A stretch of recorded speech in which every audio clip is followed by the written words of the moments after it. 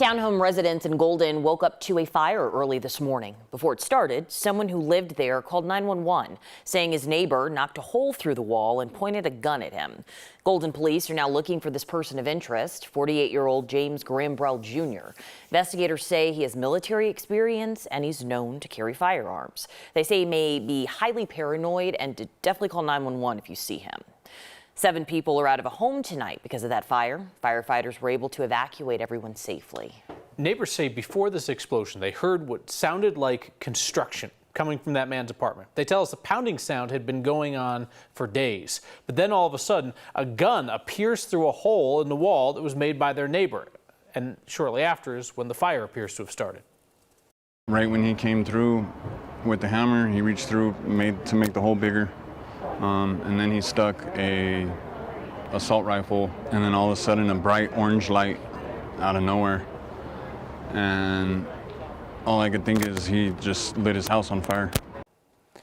Everyone made it out. Pets were all found as well. One man says he found his front door blocked with a 6-foot wall of flames and he had to knock out the window to escape. The landlord is putting people up in a hotel nearby. Streams of law enforcement and the Arvada community honored late Arvada officer Dylan Vakoff today. He was killed in the line of duty Sunday while responding to a disturbance call. More than 300 cars from 85 different law enforcement agencies across Colorado and Utah took part in Officer Vakoff's funeral procession. Officer Dylan Vakoff was just 27. At his funeral today, Arvada's chief of police say it was Vakoff who put himself in the gunman's way, saving women and children in the line of fire. He was awarded a Medal of Valor, the highest honor anyone can receive. But besides being a valiant officer, he was a friend and a son who loved his family. Losing a brother in arms is not easy, but he went down fighting in the line of duty, protecting those he loved and protecting those he did not know. He died a warrior's death. He told me the only thing he cared about was making sure his family was okay, Nemi was okay, and that I would be okay. The final speaker was Vakoff's girlfriend, Officer Megan Esslinger. She said that her and Vakoff spoke often about being killed in the line of duty. He told her he wouldn't want to be forgotten, and he wanted his name remembered. If you would like to leave monetary donations to his family, you can find a link on iNews.com. The suspect in Vakoff's death is currently in jail without bond. The DA is expected to file formal charges against him sometime next week. Next week is the start of a trial for a man accused of shooting a couple who was walking their dog in the ballpark neighborhood. Michael Close is accused of killing 20-year-old Isabel Athalas back in 2020. Her boyfriend, Darian Simon, was seriously injured in the shooting. Close is facing 22 charges, including murder. He's pleaded not guilty by reason of insanity, but a judge says he was sane at the time of the crimes. Jury selection for his trial finished up this afternoon. Bad behavior from both sides of the stand stopped an Aurora High School football game last night. Rangeview and Aurora High were playing last night when these fights broke out. So it started in the fourth quarter when a player on Aurora Central pushed a Rangeview player out of bounds. According to Aurora Public Schools, that's when these fights kind of began. You can't really see it on game video, but there was some yelling and screaming. It got, a little intense. And that's when people from the stands hopped onto the track and started fighting too. Similar fights, smaller ones, then began in the parking lot until the crowds cleared the stadium is about an hour later. Players had to wait in their locker rooms until it was safe to come out.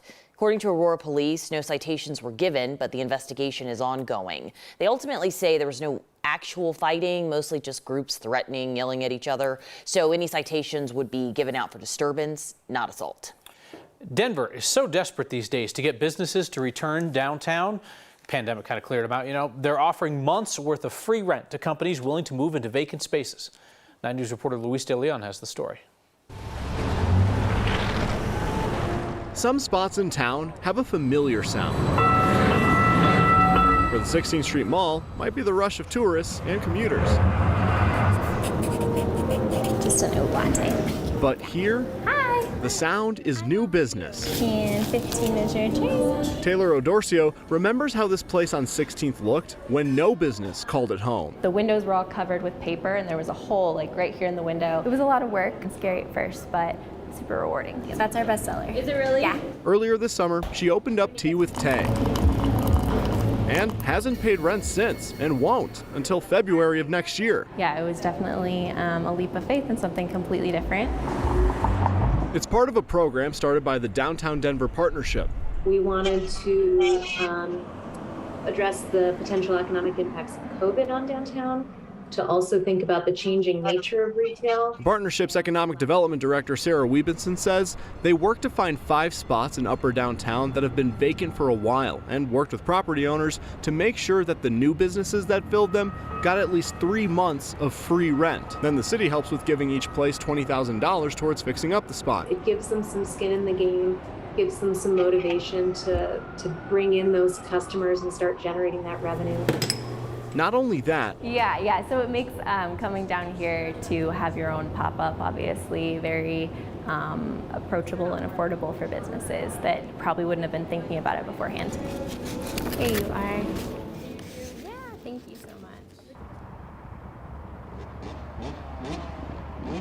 So in the last few weeks, the partnership got enough funding to do this for 10 more vacant spots around town. In the pilot, they had more than 150 businesses apply for this. And Kyle, those 5 spots that we just told you about, aside from the cafe, they had a gallery, an art gallery, along with the museum and other entities as well. They're hoping this next 10 spots can be filled with more local restaurants, for example.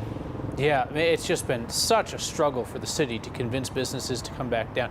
Hey, Luis, who's your photojournalist tonight?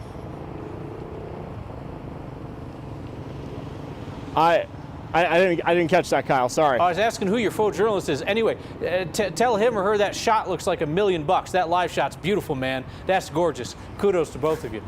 Hey, there was a bear in Rams territory this morning. We'll show you that. Black bear that got stuck on a tree on CSU's Oval and was just like, aw, man, look at all those kids.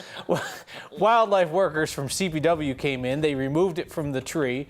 They took it to this undisclosed location where it skedaddled. They say this is a young 200-pound female. CPW says as bears start preparing for hibernation, you may be seeing more bear activity in urban areas. Hopefully not where Luis was doing that gorgeous-looking live shot. So bears will range out to find food when they can't find it easily in wild areas. Photojournalist Foster Gaines shows us how some conservationists are trying to meet bears' needs before they pay us a visit. This is the Sulzer Gulch Trail. We are up at Sylvandale Guest Ranch at the mouth of Sulzer Gulch. It's a wildlife mecca. My name is David Niels, and I help with conservation projects. This is amazing, it's beautiful. So my name is Brenda Lee, and I run the Colorado Bear Coalition. Well, I'm holding 5 gallons of water. I see this as mainly the aim is to keep bears in their natural habitat, so there's no reason to leave. Right here, so this is the basin. Lately, in August, September, it tends to dry up. Is this where you have some footage of bears playing in the water? Yes, this is one of my trail cameras. So 5 years ago, I went up there and it was completely dry. And I saw bears coming in, walking up to where there was water. There was no water. And that's the best water source in the valley. Okay. Yay. So I thought, we need 1,000 pounds of water, 120 gallons. I'm going to ask people to do it. And I had no idea that they would show up. We did it. And then the next day, within just over 12 hours, we had a bear come in and then just rolled in it with his head sticking out. The goal is clear. We want to provide water for bears. Oh, okay, there's a cub. There's a cub coming in. She's laying in the water. Do you see that? Yeah, I do. We're filling the basin to keep bears in the gulch. Close to where they're foraging. The fact that if bears have water up in their natural habitat where there's also food and a safe place to hibernate and all, then they don't, if they've got all their needs met, they have no reason to come into town. If we can keep that basin full, they're going to stay up in the gulch. That's where we want them.